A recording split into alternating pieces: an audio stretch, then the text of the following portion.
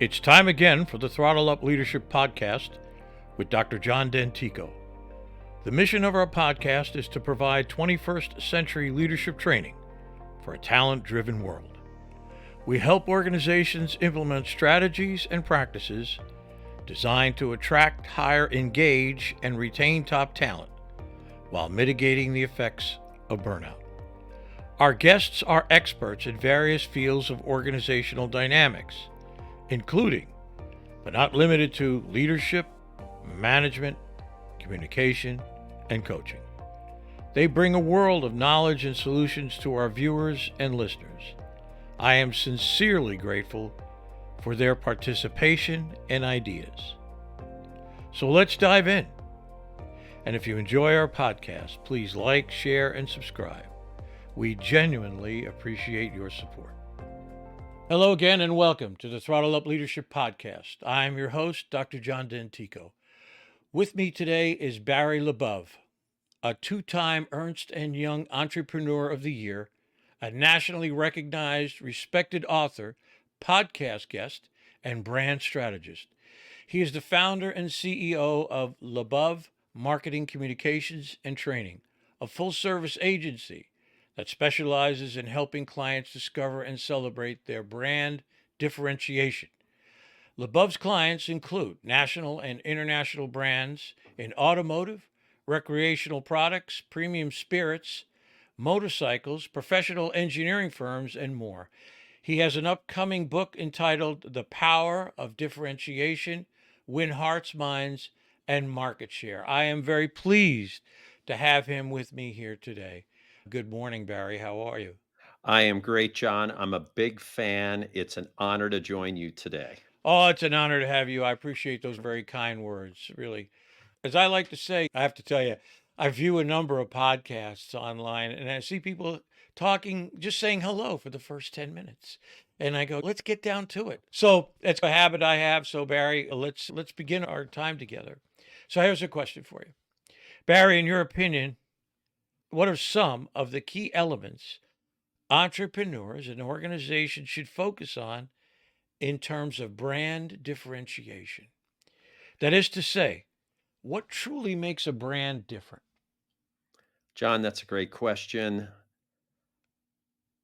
What I will share that I think is most important is that you do not create your differentiation, you discover it. You discover what makes you unique.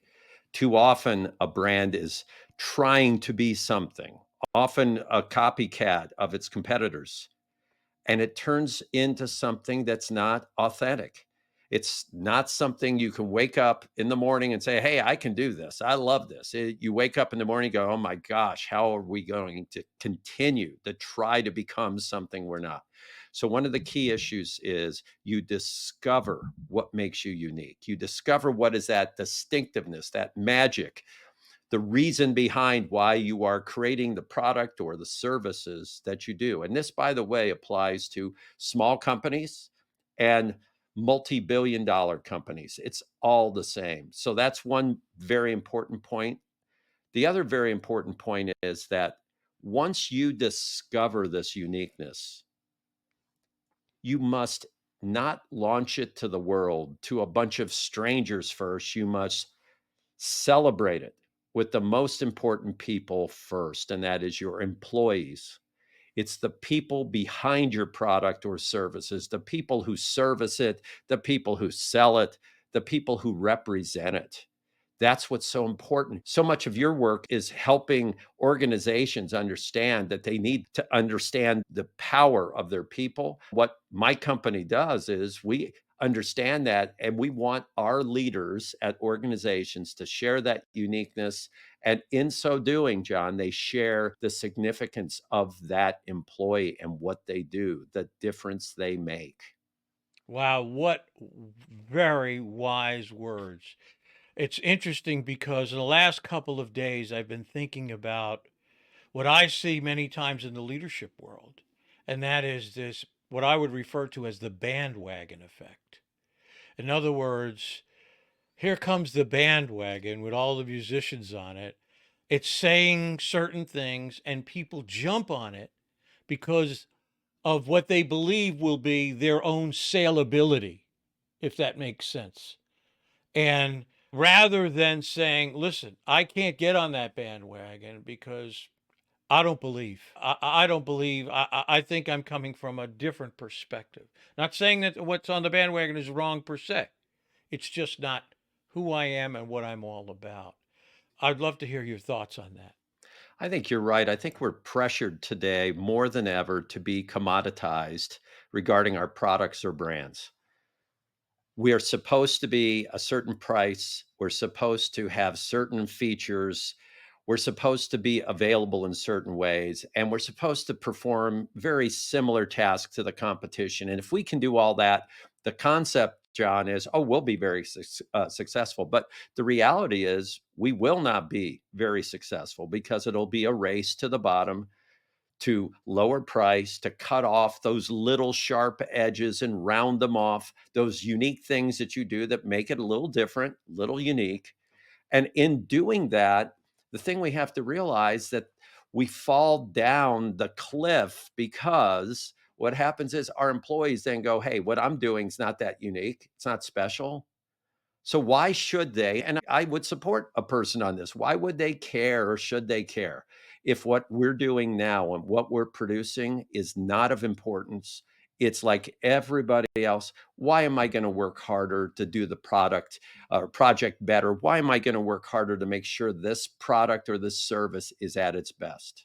So what you're saying is 100% true. There are times we just have to say, look, this is how we do it and why we do it. We are not for everybody, but we are really fantastic for a certain group of consumers or clients.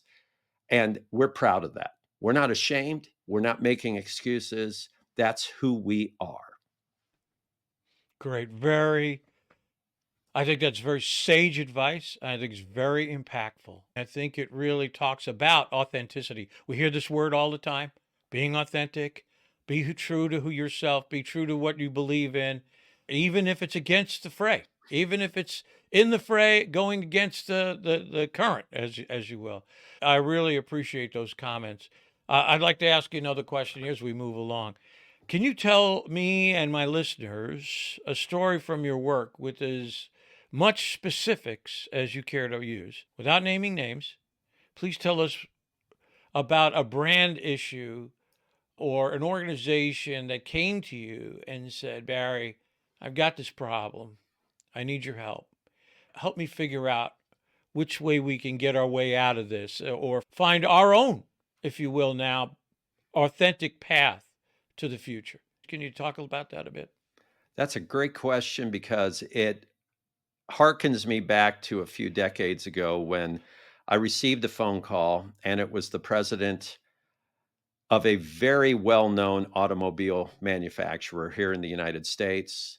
And he said, Barry, I need your genius. I need you here at my office tomorrow if you can get here.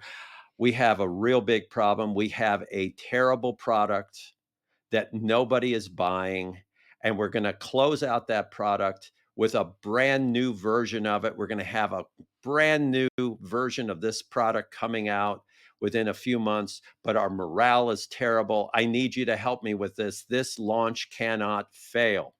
John, I met with him within about 24 hours, and I asked him one question. I said, before we start, do you know what the number one product, the number one brand in your segment has been for the last 10 years? There's one brand, there's one product that has dominated your segment over the last 10 years. And he said, I don't have the foggiest idea. I said, it's that no good, ugly, low selling product of yours. It's been number one for over a decade. And he said, I had no idea. I said, this product that you have been denigrating and beating yourself up over has dominated its segment. And he said, and this leader's a phenomenal guy. And he said, that explains our morale, because he said, we beat ourselves up. We're ashamed of this product. And he said, yet this is the number one product in its category. And he said, "Oh my gosh." And I said, "So what we're going to do is we're going to let people know that, by the way, this is the number one product. And you know what? It's not perfect. And we're going to have a brand new version of it coming out, but we're going to celebrate the success of this product and the success of this company as we launch the new version." And that's Wonderful. what we did. Great. People That's a were great crying. example. We invited some of their customers, John, to celebrate. Some of the customers of that ugly, no good, low selling product that dominated the category. And we invited those customers to share their stories with all the employees in attendance. Employees were crying because they were going, "My gosh, this is why I do what I do. This is my purpose. I actually have some significance. I've made these customers happy, and I haven't been a failure. I haven't represented some terrible product for the last few years. I represent a winner, and I'm proud." That's a great story. Great story. Ones that you just really enjoy listening to stories like that because, uh, and many times what impresses me is the guy at the top didn't realize it. It was like it was under his radar, if you will. And then when he came to realize it, took a step back and said, "Wow, hopefully he'll pay more attention to that in the future, and really understand that sometimes you're doing okay, you're doing good, you just maybe don't feel it, you don't realize it, and you need to explore it a bit more." I think it's great, great story. John, what you said is so right because you deal with this. Don't you deal with this a lot? The leader is a good person. 99% of all the leaders I get to work with, I think are great. And they beat themselves up because of all the pressures coming down on them. And they haven't given themselves the opportunity to step back and go, "No, wait a minute. Yeah, we have some issues, but my gosh, we're doing so many things well." And they don't understand that as they beat themselves up, that message becomes very clear to all the employees around them. It's why I so believe in strategic thinking before you do strategic planning. And the difference is simply this. This is a simple way of I explain it. Strategic planning looks to find answers to already derived questions, usually from the senior managers. Strategic thinking makes sure you're asking yourself the right questions. Hmm. So in many respects, it's think of it this way. You buy an old house. You've wanted to buy an older house and you want to renovate it and fix it up. And you walk into the living room and you look on the walls and layers of paint and wallpaper and all this kind of stuff, which many CEOs see in their organizations. It's been papered over.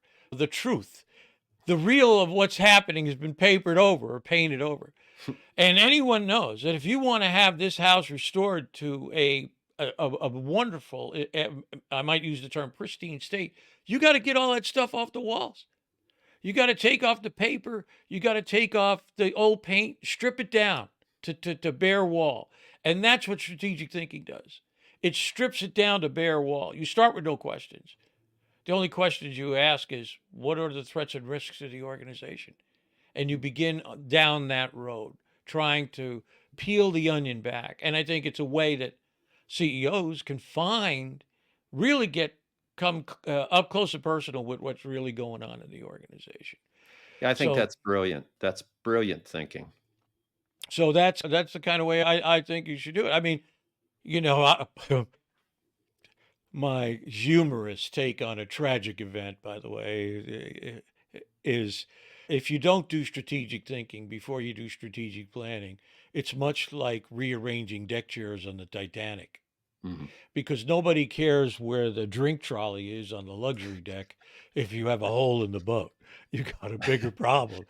You got to get to that's the issue, not where the drink trolley is. And so I'm a big believer in strategic thinking. Anyway, let's move on if we can. Barry, my work and marketing efforts today are a result, I admit to you, of a reworked brand strategy vis-a-vis Donald Miller and the story brand methodology that he supports. And I got a lot out of that. The most important aspect I learned, and here comes the question now. The most important aspect I learned was not to focus on what I did initially, but focus on the issues and the problems that people and organizations face. So, so how do I help you alleviate the pain, in other words? So I would like to hear your opinion on focusing on the problems and issues in terms of brand identity. I would look at it this way. What he says, I agree with. In essence, it's saying it's not about you. It's not about you personally and what you feel like and what you think you do well. It's the effect and the value you have on others and the way they perceive you. The others could include your customer base as an example. It's not whether I think I'm this way or that way. It's whether or not that customer base goes, you know what, this person understands, this person can solve this issue for me, or they can give me an insight that I find valuable. And that's what I believe when you talk about the story, because the story shouldn't be here's how old I am and how long I've been in business, and this is where I work, and this is how much money I have. Nobody cares. The real story is here's how I can do something that can help other people. And they seem to think it's really valuable. And that's what it's all about. And sometimes, John, we're too close to what we do to realize it. Sometimes we're not that different from the automotive manufacturer who thinks, yeah, I don't think I'm doing anything special. And you go, wait a minute. There are millions of people who thought you were doing something special with that product. And you got to step back, like you said. So it's understanding the impact you make and then honoring it as your story. I think you're absolutely right. I think the grind is hard. The day to day grind is hard. And it's the old adage of being able to see the forest for the trees. Uh, and again, you spoke about this, the ability to take a step back and really see more of what's going on and your contribution to that, I think is so very important for people to reflect on that. But oftentimes, with so much going on, driven by the internet and the electronic revolution, if you want to call it that, and now AI, the implication of AI, it's so easy to be caught up in it that you don't give yourself the opportunity to take a step back and reflect. And I think that's great advice. I want to talk to you about this. This is a pet one for me. A great deal of my conversations with podcast guests, especially when I'm talking about leadership, revolves around the issue of trust. So, how important is trust to building a brand, and how can a brand convey trust to its clients? Trust is critical. I'll give you a brief example. We worked with two different companies in a 1 month period of time that were in manufacturing. And we found some unique differentiators with one of the companies. One of the companies prided itself in its safety. Their workers were performing pretty difficult tasks. And this company had, John, I thought this was amazing, not only a scientific approach to making sure their people were safe, going through these processes and procedures, they literally were artistic. And I'll share what I mean by this in safety. Meaning, John, if you're out there and you're cutting limbs from trees and you're doing other dangerous things, and even though you're very capable of doing this, if you just feel that today you just don't have it, there's something a little off. We don't want you to perform that task. Either wait till tomorrow or get one of your fellow coworkers, because we don't want you to do it because something inside you is saying, I don't feel right. Now, I'll contrast that. This has to do with trust. With another company we worked with the same time period, and the number one concern their employees had was lack of safety in their facility. They felt that the equipment had not been kept up. They felt that there were procedures and processes that were not lived up to. And it was the number one worry of over 75% of all employees, which is extraordinary. They also feel you do not trust them. You do not value them. And why should they trust you? And they did listen, and they embarked on a program. If we want our employees to follow us, because leaders are theoretically, we're like a mile or two down the road ahead of people, doesn't mean we're smarter. We're just a different part of the journey. They have to believe that we're going to do what's right for them. And that can be in a lot of little ways, including safety at your facility. So trust is incredibly important. I'm a big believer that if the employee doesn't trust and if the employee doesn't feel they have any significance, you're fooling yourself if you think you can force them into doing a good job and staying with you. It's delusional. There's no purpose for them to do it. They need to feel that where they work, they're valued and that they can trust without a doubt what their leaders are doing.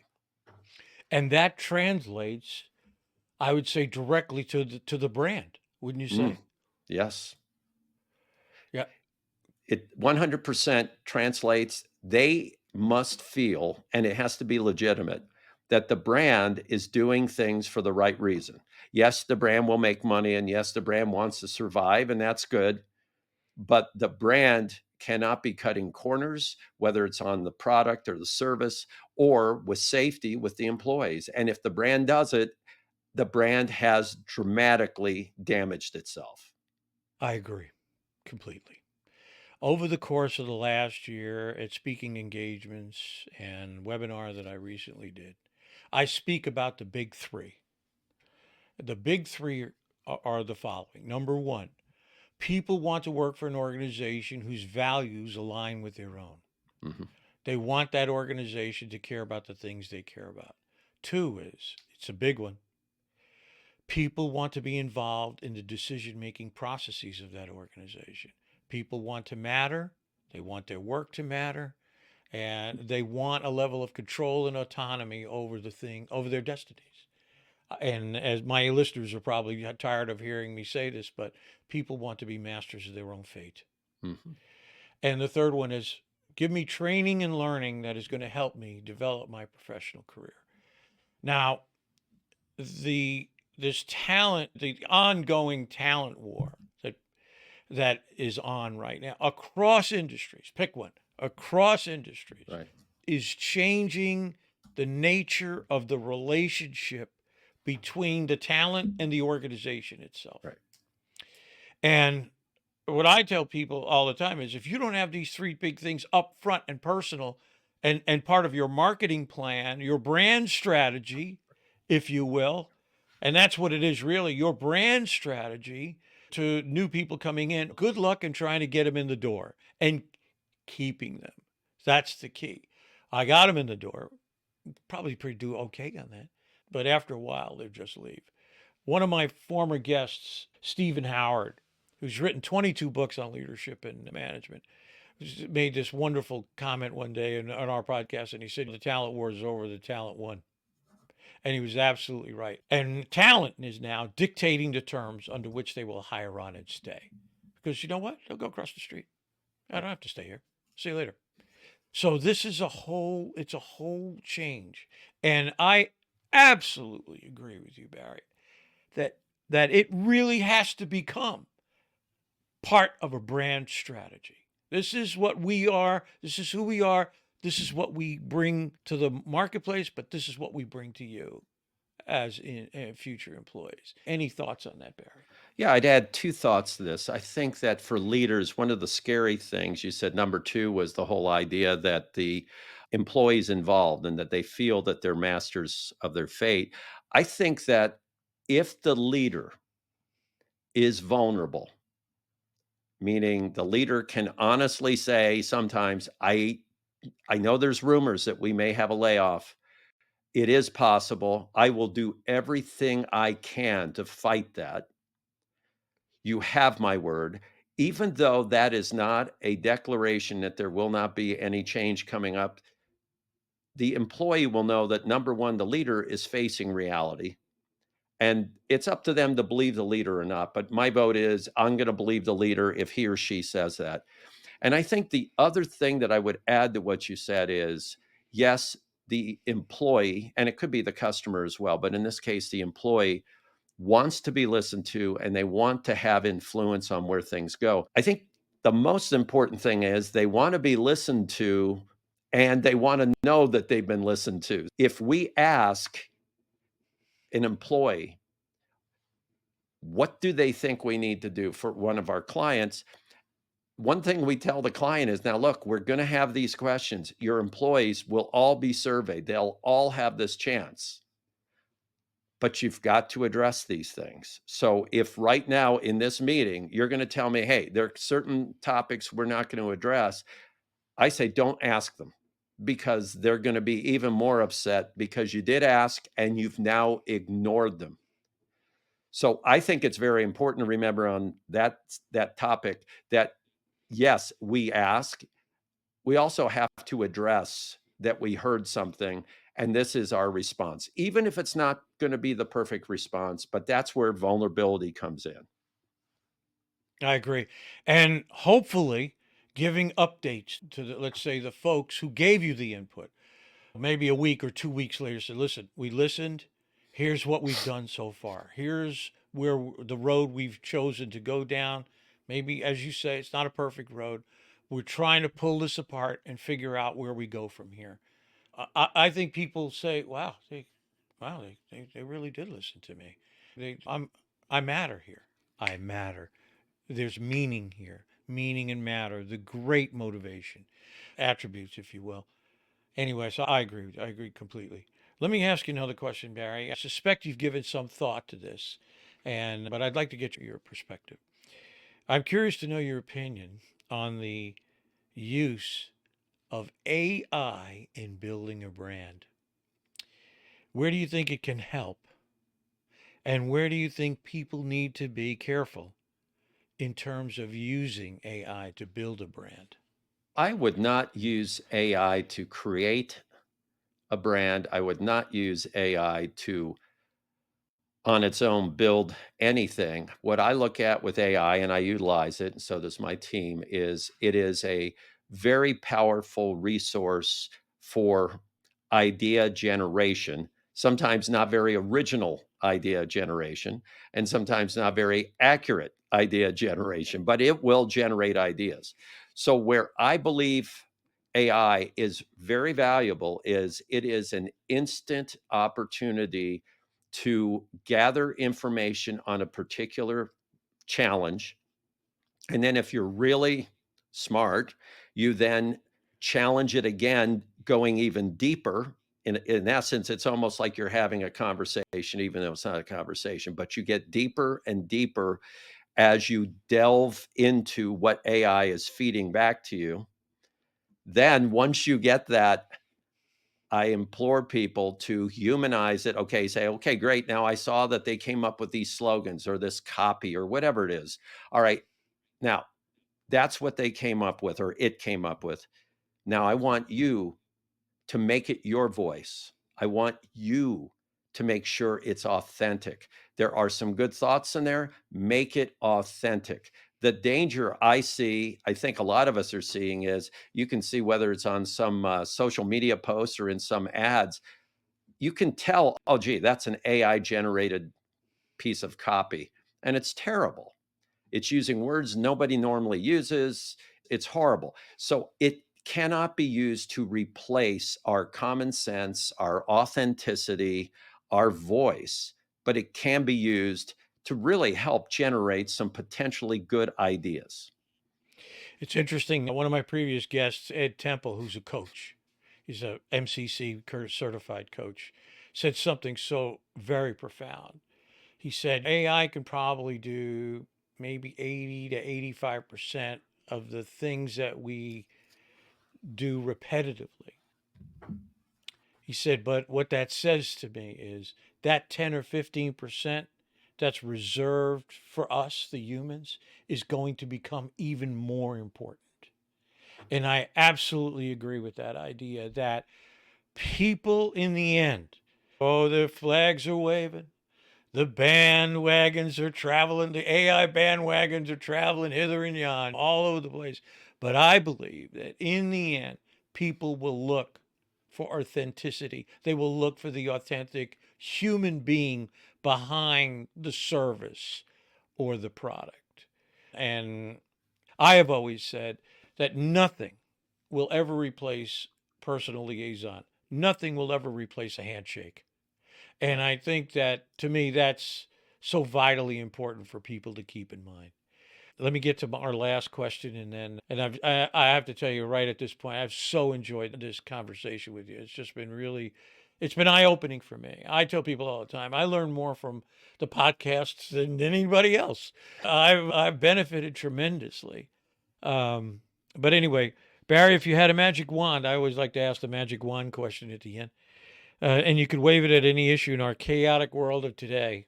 What would that issue be, and why have you chosen that? I would wave a magic wand to leaders to implore them or beg them to totally open up to their employees about why they're doing what they're doing, offer up to the employee to suggest and be part of where the company goes, and engage that employee in understanding how important they are, and clearly refining and defining their role, not coming up with something that's insincere but sounds great, but literally, this is what you do. This is how you help others. It could be others in our company, it could be our clients, it could be the environment, whatever it is, because we all, leaders and our employees, need to feel we are significant and we're doing something. It replies to your AI question, John. It's otherwise we're just going through the paces and we might as well be robots. So it's, to me, the humanity of, I am making a difference. This is why we do this throughout the company, starting with the leader, but going all the way to every single person who touches that brand or product. Great answer. I appreciate that so very much. Barry, sensational. I appreciate your insight, your knowledge, your experience here on the Throttle Up Leadership Podcast. It's been great. Again, I've learned more than probably the next 100 people that will view my podcast or listen to it. So I can't thank you enough for your time, your patience today, and your contributions. So I wish you all the best in the future. Thank you so very much. Thank you, John. It's an honor to be on with you. I love your podcast. I appreciate it very much, Barry. Thank you.